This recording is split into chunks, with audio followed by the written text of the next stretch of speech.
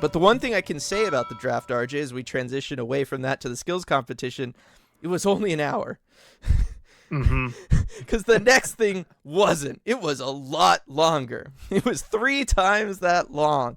And that is the All-Star Skills Competition, RJ. It was the first year with the new format. 12 of the most skilled players going at it, competing in multiple events to crown the most skilled player. That was something I was really excited about, RJ, was that idea. I love that idea. I've been defending that idea because there's a lot of people upset that not all the players get to participate. You have about 20 teams without a representative there, all of that stuff, even more than that.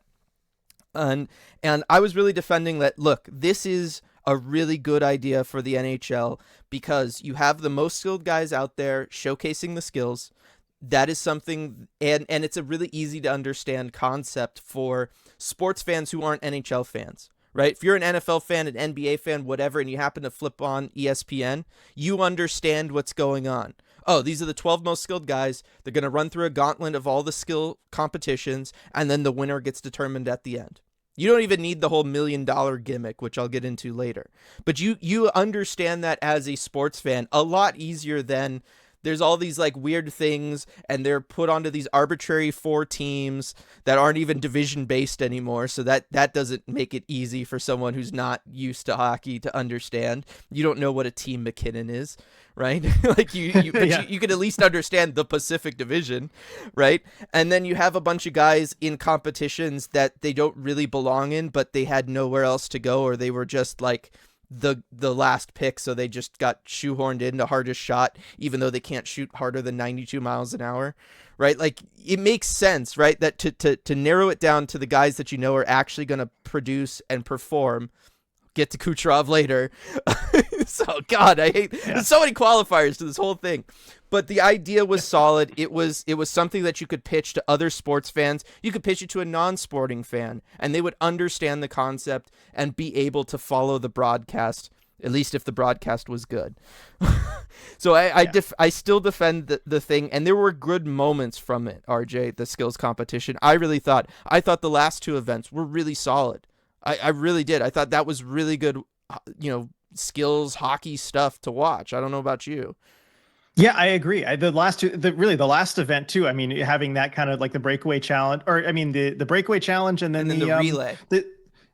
The relay thing. I mean, those were great. I mean, I've always been a fan of the relay race and everything, but having that kind of come down as the ultimate one, I like the way the point system was, so that everybody had a chance to lose and fall out of the top. Everybody had a chance technically to win it. And then, going to the point leader at the end with McDavid and just knowing he has to have that certain time. My eyes were glued to the screen for that. Like, I could not look away. That was really exciting. And so I think they finished strong with those 2. Yeah. And I do like the format. Yeah, go ahead. Yeah. Oh, no. Go for it. Well, I'm saying I do like the format better because, especially as I'm thinking, like with the different teams that you brought up, and also, you're right. Players were kind of shoehorned into events that they maybe like shouldn't have been or whatever, and then everybody here. Well, almost everybody. Anyway, here, just 11 go ahead. Well, I was going to say 11 of the 12 guys really did give it their all. But that was the issue with the previous version of the skills competition, was you had guys competing in events that they didn't really belong in. The hardest shot competition has been miserable since Chara and Shea Weber left. Right? Yep. Because you'll have 1 or 2 guys capable of getting to 100. Some years you have nobody capable of getting to 100.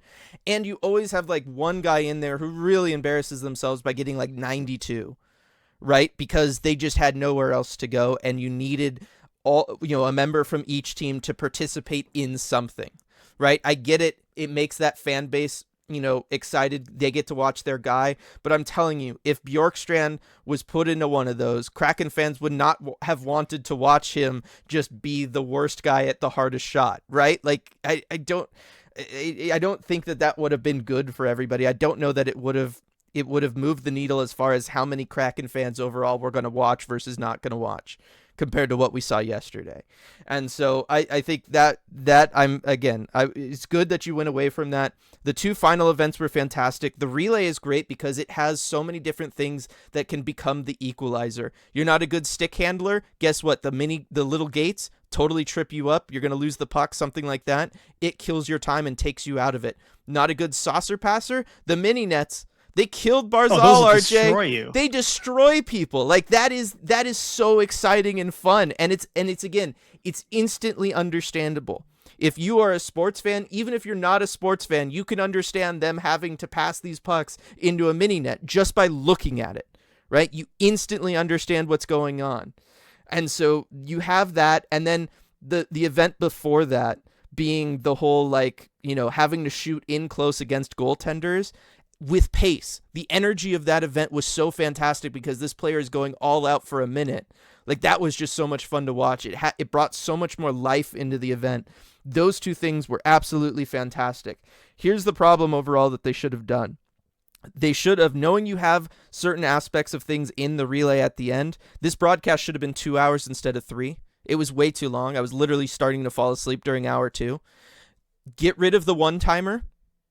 It was hard. So it was boring. hard to understand. You couldn't tell where the pucks were really going in. The little flaps were moving. Even if the puck just went over the net, you thought they got 4, but they actually didn't even hit the net. It was really bad. Get rid of the one-timer. It's also not understandable if you're just tuning in. You change channels to it. You have no idea what's going on there. So get rid of the one-timer. It was stupid boring. And then get rid of the stick handling part of the other thing, right? Remove those two events because you have 2 stick handling parts to the relay, right? You already have that built in twice over to the relay. Why do you need it to be its own event? Everybody's going to end up doing it at the relay anyway. So you get rid of those 2 things. You condense the broadcast down to 2 hours. You remove all the terrible music acts because that'll also help get rid of that time. And if you're doing music acts, RJ, why did you pick the most low energy performers you could possibly find? That's what I don't understand. None about that hyped up the crowd. It didn't get me going at home. I can't imagine it was great for the players just sitting there and people are just kind of doing whatever. Like, they were just so low energy. It was terrible. I'm glad you can speak to it because honestly, after a minute, I just turned it off and I just was kind of waiting for it to be over and get to the next event. And I just went back and checked in later. Yeah, and then you had a country group kind of going first when the players were coming out, right? And I know country's big in Canada, it's big everywhere, all that kind of stuff. And I understand how country music works too, right? You tell a little story, that's the appeal of it. You talk about relatable things. I understand this stuff. My uncle was in a fairly successful country rock band. Here's what you don't want, RJ. When the 12th player comes out and the singer goes back to start singing because he wasn't singing while they were introducing the players, the band was just playing music. You don't want the very next verse to be about losing your job, right, and having to struggle to pay bills as you're introducing these guys who are going to be these millionaires who are competing to win another $1 million. It's probably and one not of them a great doesn't even look. care enough to try for the other extra $1 million. So you probably don't want a band that's going to start singing about those things right away as you're introducing these guys. It's not a great look to have that be the audio coming through the TV as you're doing the pan down the line of all 12 guys. So the music stuff needs to change and it needs to go. The 2 concerts in the middle need to go. You can have 1 act at the beginning while they come out. That's it. Then you get it down to a 2-hour event. That would be the perfect length for something like this. Again, communication was terrible. Those players coming out, could they have looked less excited, RJ? It's like they told them, look, we want you to treat this seriously, be serious. Pasta. I guarantee, I can't tell you how many people I know that were rooting for David Pastrnak just because he came out, he smiled, and he kissed the crest on his jersey, right? Because that's, you can understand that. 1, he showed personality when nobody else showed personality. And 2, what a great look, right? You show your organization some love, the history of that jersey some love, an Original 6 franchise. Why did they tell them to just lose all of the, don't smile, don't do anything, go out there and look as serious as possible? Connor McDavid will never look serious, okay? He just doesn't. he looks sad. Do you think they told him that? His serious, I do. I think they went because they were smiling beforehand, RJ, and they were smiling after. Why didn't they smile during that? I think they created, if they didn't explicitly tell them, they created an atmosphere that told them is that just the work part of it? This is serious stuff, right? We want you guys to treat this seriously. Think an NBA thing or an NFL thing, right? It's always you grimace and you look tough and whatever, and you go out there and you try to look strong. No, Don't do that for this. And you know what? The NBA doesn't do that for their skills competition either. The NFL doesn't do that for their skills competition. It's a skills competition. The whole point is to be entertaining and fun. Like, I don't get it. And there's a difference between looking serious and taking it seriously. Yes. Okay. Well, you want to get to Kucherov already? We'll get to Kucherov. No, it's okay. I'm just saying, like, you might. The message might have been like, take this seriously, and they took it to mean like, look serious. That's all I'm saying. Be serious. Yeah, no, that's a good point. I think that is probably what happened. And then so there's that aspect of it. There was broadcast issues galore, right? I mean, from the very beginning, it sounded like they were in a wind tunnel. The mic was like not fully connected or something, and it was just awful. From PK Subban going into the locker room, right? That whole thing was terrible, and I loved the fact that he was saying it into this clearly broken mic. ESPN, the worldwide leader in sports, because I was just like, yeah, there you go. That's it. That sums up this event already, and it hasn't even really started. And then they come out, and the broadcast was still terrible. The mics were all awful. They were bad. The presenters didn't really seem to understand that they needed to, you ask a question into the microphone, and then you need to hold the microphone up to the player to hear their response. And then if you ask a follow-up question, you have to bring the microphone back to you so we can hear that. Right? Like, this is basic stuff, and they were screwing that up all night. I also thought for a broadcasting team, I've made it known before, I'm not a big Buchagras fan. Marc Messier was the worst person you could have picked to do that. He was low energy. He doesn't bring a lot to the table. He just goes, wow, look at how good these players are, like 1,000 times. And that was really all we heard from Mess the whole night. Yeah, I mean, they really didn't bring anything to. You have other options there too. I don't know why you have so many options. What you want for something like this, again, it's a skills competition, right? What you want is two people watching it who are going to get excited as exciting things happen, right? You want, basically, like when we do a live game commentary, right? You want people who are going to go with the ebb and flow of it and match the viewer's experience at home. And for this, that was definitely not that, because you had Buchagras throwing things over to Messier, and Messier just being like to describe how to do a skill or something like that, and Messier like clearly wasn't ready for it, and he'd just be like, yeah, I mean, he's just look at his edge work. I mean, it's just so good. Yeah. Okay. What does that mean? There was another example too where he was talking about like a part of a skill or something, and I'm just like, no one's gonna know or care what you're talking about. Right. Like it was too specific at times. And then the broadcast again, because there was like no communication with the producers, so they wouldn't ever have the right video clip to match it. So that didn't work either. Like if Messi is going to describe something and talk about edge work, then you better actually show me the edge work on TV so I can see where it is that he's talking about. But they weren't ever able to really get that hooked up. The clocks always being off, RJ, was a disaster. Mm-hmm. That was an issue. Like there were so many broadcasting issues, and again, it was just one of those things where it's like, how if you're ESPN, how do you get that wrong? Like there's just no I mean, this is what you do. This is, I mean, you're supposed to be the worldwide leader in sports. Like, it's not like you're just taking on an event like this for the first time. Yeah. I mean, the clock's not stopping from the start. That, I mean, that really set the tone for things. Cause also, I mean, my dad was texting me as he was watching this, and, I mean, he watches a fair amount of hockey, but he's not like super dialed into this stuff. He's kind of like the everyman watching it.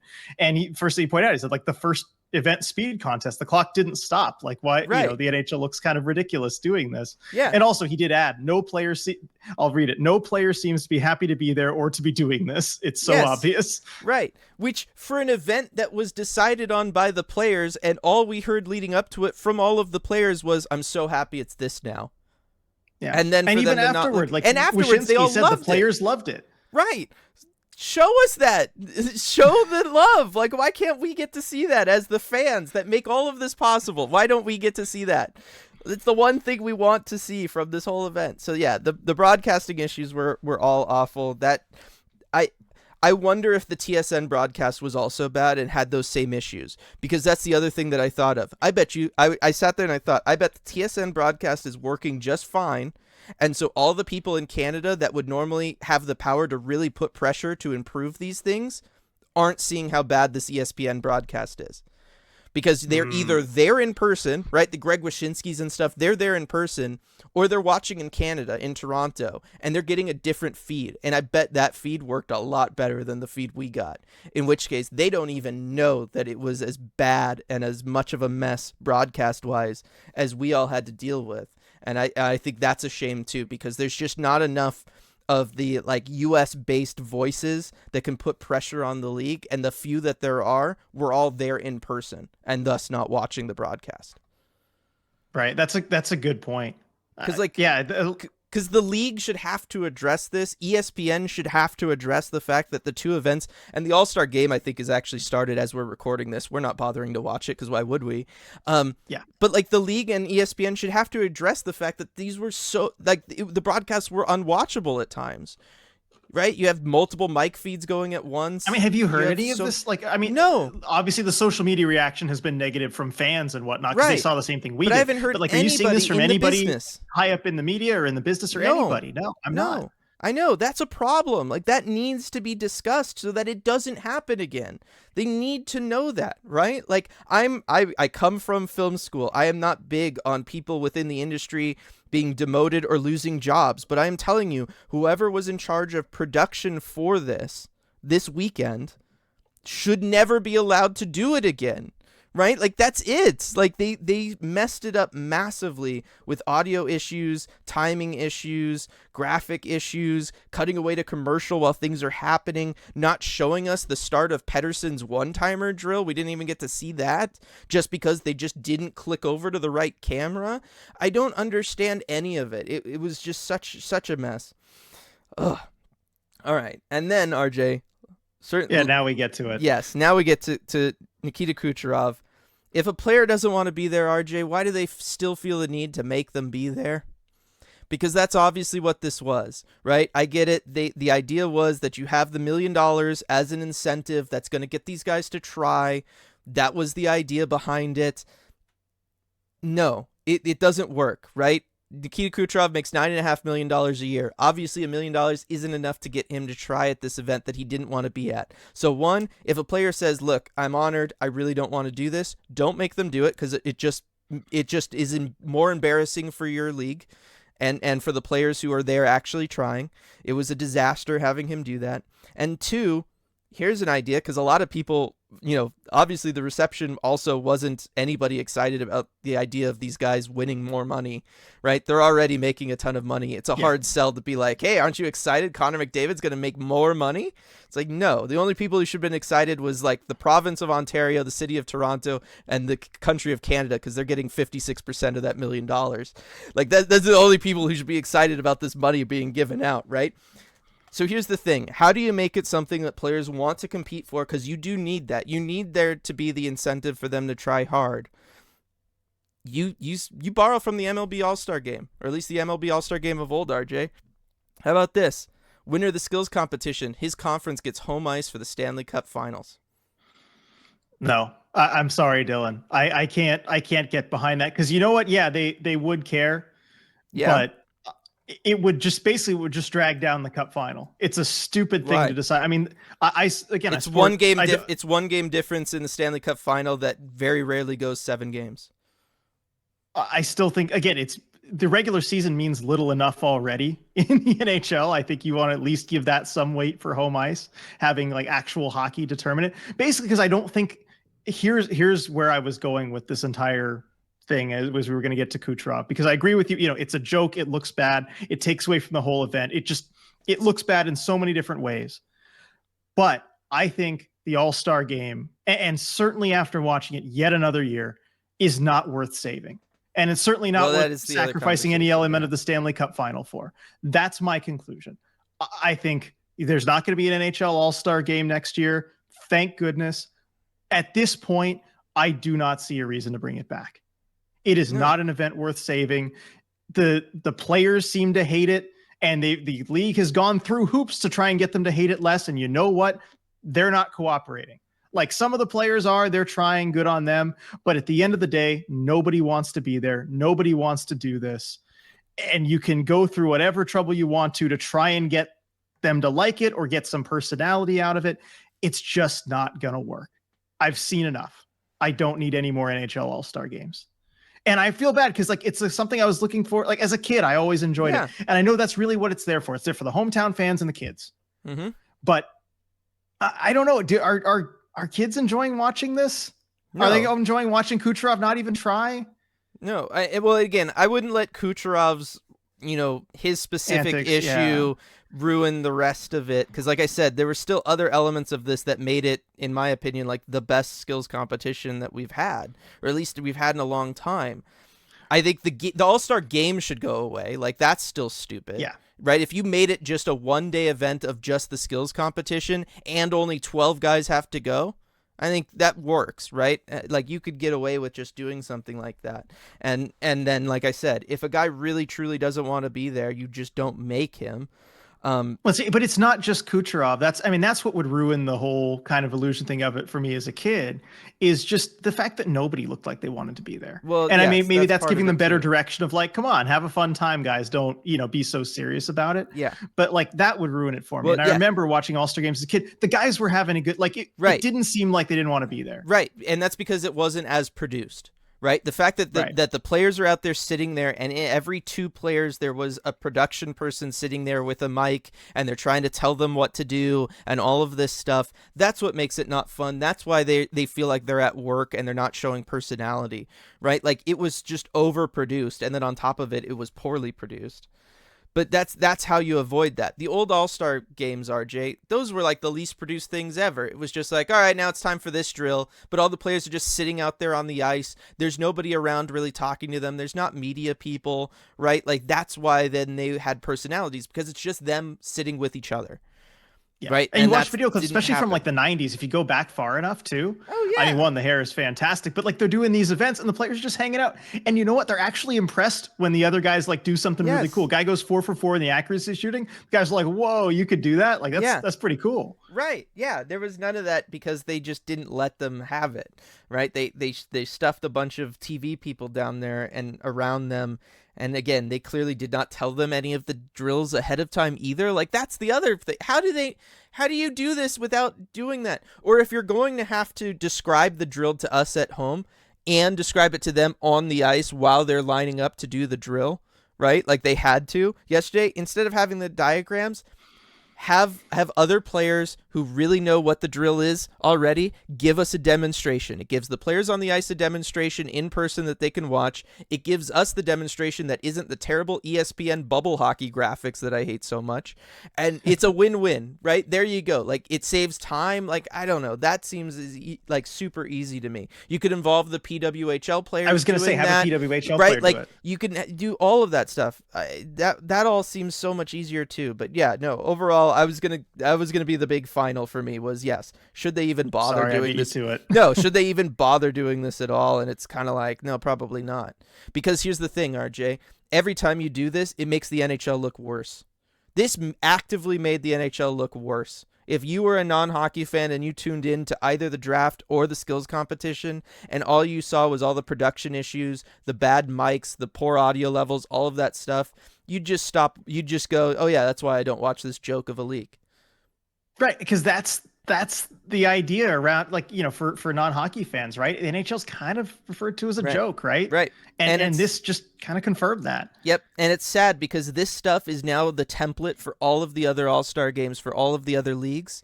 They all took it from the NHL. The NHL was the first one with these kind of skills competitions to do a draft, right? And now you see all of the other leagues doing it.